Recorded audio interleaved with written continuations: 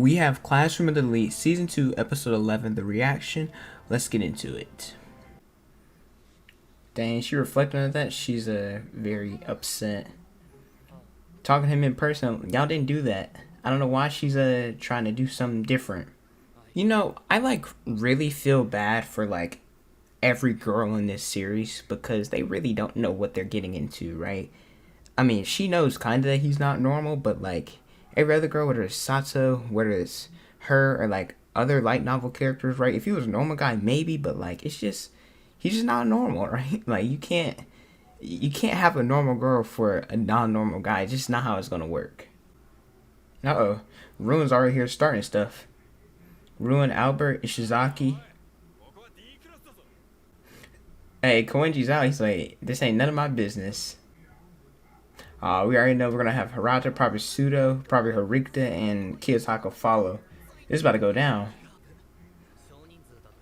Man, Kessa, what you gonna do? You're all brains, no bronze. And Koenji just sitting there like, man, leave me alone. I love Koenji so much. I just gotta say this, after reading more of the light novels ahead, especially in year 2 and I guess towards the end of year 1, it just makes me appreciate Koenji more as a character. I just love him. I love his personality. I love how smart he is, how strong he is. Just overall, just how he is as a character is very unique and different from Kiyotaka. You have Kiyotaka, somebody who is excellent and tries to hide it because he doesn't want to be in the spotlight. Whereas Koenji, who's someone who's excellent and he does whatever he wants, whether he uses his abilities or for the good of the class or whether he does it just for himself, right? Whatever benefits him, that's what he likes to do. I just love how him and Kiyotaka they're not really parallels, but how they kind of bounce off each other, or the different displays of holding back and not holding back true potential.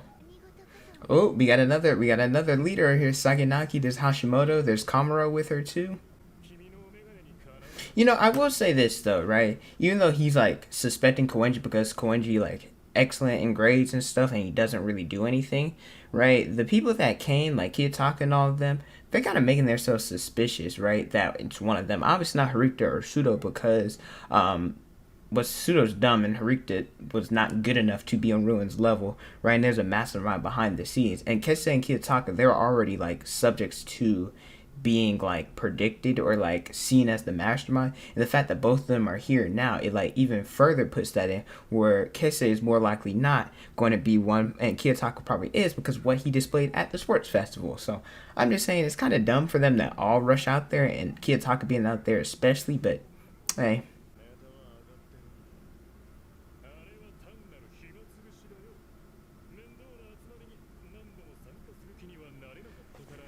For this, if you guys didn't know, they didn't make it very clear, but he's talking about, you remember how Koenji, he ended up tapping, and figuring out who the VIP was. He was actually the one to allow Class D to get some points. I believe Class D ended up getting plus 50, and without him figuring out or, ending his part of the ship test so quickly that they would have broken even, and like I said, Koenji ended up benefiting the class. So that's why he was talking about here. They made it more explicit, stated in the light novel, but they didn't in the anime version. Dang, they call him Dragon Boy. So basically he's saying, if you guys try to interfere with me and don't leave me alone, I'll freaking whoop your ass, basically. You're gonna destroy her. Oh, he freaking doing a flying roundhouse kick. Oh, look at Hashimoto stepping in. Dang. He freaking got clocked.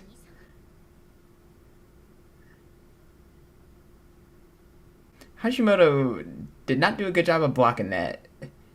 He thought he ate it, but this man is on the ground. Oh, maybe he did eat it. Oh, he actually did eat it. Never mind. That's the thing. I love Ryuen and Kiyotaka so much because Kiyotaka is a better version of Ryuen in my opinion. Ryuen is good, but he's not as good as Kiyotaka. And there's been different instances where I've wanted them to team up so badly and they don't. But eventually I just love the two because they're polar opposites. Well, they're not even polar opposites. They're the same side. Well, they're different. I can't even describe. That's not even a good analogy. They're on the same coin, if that's, I don't know. It's like Ryuen is somebody who is very manipulative, uses brute force, where Kiyotaka's manipulative, but he does it from the shadows, where Ryuen does it out in the open. So, I just like Kiyotaka's methods a little bit more. They're more polished. Ryuen just does it with brute force, but I still like him as well. He's top 5 character for me. Just like his soliloquy. What the heck? He's in love with Kiyotaka. If you guys didn't know, the book that this is based off on is my second favorite book in the series. My favorite book's book 4. I'm guessing, yeah, they defaced the camera so nobody can see.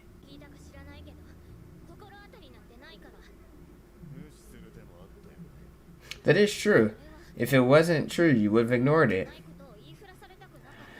See, okay, I love Karuzawa as much as the next person. She's good at like manipulation and stuff like that, but she's not as good as Ryuen and Kiyotaka. So when it comes to stuff like that, like Ryuen already, he asked the question. Y'all ever had y'all parents say, I'm asking a question I already know the answer to? It's something like that.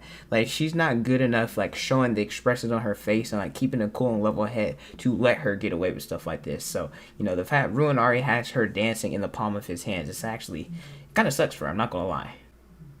Damn, they got her hogtied. I mean, not hogtied, they got her tied up. How did they even buy that? Karuzawa, you're doing a great job. I'm not gonna hold you. Yeah, because she loves him. Yep. This is all true. Let me talk about this for a second. I love the way Ryuen thinks because he's absolutely correct. The way the school is pictured, it's for you to win, right? In life, there's going to be a lot of things that don't go your way or things that you can get away with in order to win, right? That's how I see it. The way that life is. Like I said, I'm only 18 years old, turned 19. Exactly a month from, 30 days from today. So the way I see life is you do things in different ways in order to win, right? There's things as long as you don't get caught or there's things that you can end up doing that extend, you can walk the tightrope along the rules of the law, right? But however, if you break laws, you can't get mad at the consequence. Same with this school. The rules that are in place, rules that you can go around with different tightropes. But if you break them, you can't get mad at the different outcomes where you get suspended, etc. Which is why bribing students, right? They didn't say it was illegal because as long as you win or as long as you succeed in the end, it doesn't really matter as long as you go within the rules, right? They set the stipulation you can buy anything with points, right? And it wasn't in the rules to do stuff against that. So I love the way that Ryuen thinks, right? The fact that he uses different methods in order to win as long as he tightropes within the rules, which he kind of breaks them a little bit, but he hasn't gotten caught yet, so. Dang, that is definitely, that is torture. Because she's getting suffocated right there. I didn't see way too much TV shows. That's like on the level of like putting a plastic bag over somebody's face. Dang, he's enjoying himself while she's getting water tortured. She going through it. I feel so bad for Karuzawa. This scene right here is probably when she became a top 3 favorite character for me.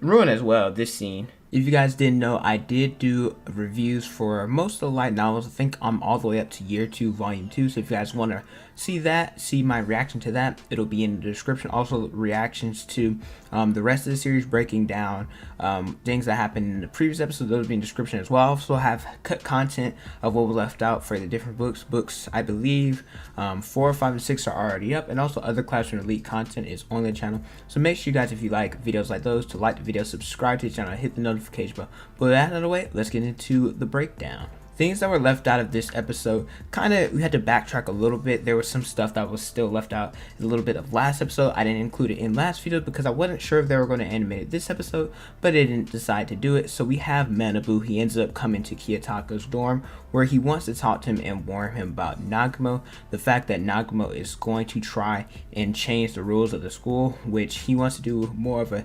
mediocrity, which is when the strong, they basically flourish while the weak and less skilled, they end up suffering. where this will definitely result in more expulsions in the future. Where Nagumo, he also allows all the talented students, whoever wants to join the student council, as long as you're good enough, he allows them on there. Where previously Ichinose and Katsuragi, they wanted to join the student council, however Manabu declined him, where Nagumo now allow Ichinose to join. Manabu, he really wants Kiyotaka to do something about Nagumo, or at least keep an eye on him, even if that means using Suzune, his sister. Where Kiyotaka, he's like, I don't really want to do nothing, I just stepped out of the limelight, so I'll think about it, let's exchange contact information, and I'll give you a call whenever I decide what I'm going to do.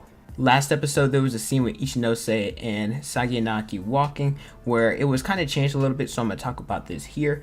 Basically, she notices Kiyotaka and his group, where Ichinose, she says, yo, what's up? She sees like, yo, you don't usually hang out with these people, usually you're with Harikta, where we find out that Class B in the paper shuffle lost to Class A just by 2 points, where Kese, he talks about how he's a little bit frustrated because Saganaki and Ichinose, they're not necessarily talking down on him, but they're, being Class A and Class B, they're not necessarily taking them seriously, where he's like, yo, we're going to reach Class A, so you better watch out for us. Whereas Saganaki, she ends up laughing and chuckling, and Ichinose, she ends up leaving because she can see that she made the situation a little bit tense. I just wanted to mention how this was changed in episode 10. There's the scene in this episode 11, where they're trying to figure out who X is, where all the classes are there. There's Koenji, there's Saganaki, there's Ryuen, there's Harikta and Kiyotaka, where Ryuen, he talks to Saganaki about the deal that was made with Katsuragi. If you guys don't know, during the island test, however it was maneuvered, he ended up signing a contract where Class A would be given Class C points for the rest of the school life, where she knew a little bit about the deal,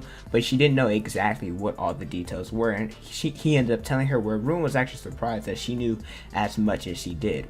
Then we have Koenji, he's trying to leave, and he calls Saganaki a little girl, and she laughs, she claps back, she's like, yo, your English could use some work, I think that's funny. Where Kito, he's like, yo, you want me to like teach him a lesson of how to be more in respect? If you guys don't know who Kito is, that is the guy with the tie, and he looks like very like a grown man, right? He's getting ready to fight Koenji, where she's like, nah, that's enough, we already had Hashimoto take a kick, it is what it is, and they end up dispersing, and that's the end of that confrontation. The last thing that was left out deals with the plan with Kei. He ends up talking to Hiyori, he being Ryuen, where he tells her that he narrowed down the list of people to around 10 people from Class D of who he thinks is the mastermind or who he thinks is X, where he didn't tell people of Class C exactly what his plan is. He told them about stalking them, but he didn't tell them exactly what he's going to do with Karuzawa, just so his plan wouldn't get leaked to X. Where he asks Hiyori, he's like, yo, are you interested? You want to be down? What happened? She's like, nah, I'm just going to go to the library. If you need me, right, I'll be there, right? So he knows that she's an intelligent girl, but she has no interest in bullying or doing anything underhanded. And those are all the things that was left out of Classroom Elite Season 2, Episode 11 from Volume 7. Like I said, if you guys want reviews of the light novels, my reactions, and different breakdowns and other Classroom Elite videos, make sure you guys like the video, subscribe to the channel, hit the notification bell so you guys know when out on a new video.